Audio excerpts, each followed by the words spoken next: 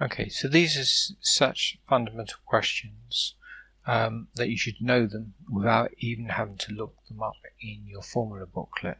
So for the equation of stress, when it's in just one dimensions in uniaxial loading, the stress equation will be sigma force divided by the cross-sectional area of the thing that's being pulled apart, where F would be probably the external force that you'd use there.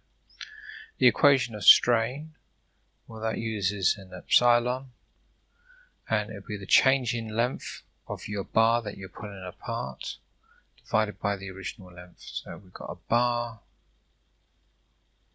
original length L, or a bit of tubing. We've pulled it apart a little bit. We know its original cross-sectional area, and that would be the area that's going there, and in this case we've got this force here,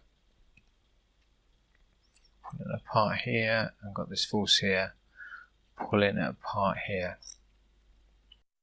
What is the Young's modulus, also known as the modulus of elasticity, also known as elastic modulus?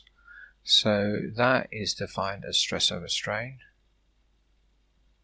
So the stress over the strain up to the yield strength. So if you plotted how your strain varies against your stress, you'll notice that initially it will go in a nice straight line, and then after that it might kink or whatever, but it'll start bending, and probably your profile would look something like that. So up to this point here, that's called the yield strength, we can measure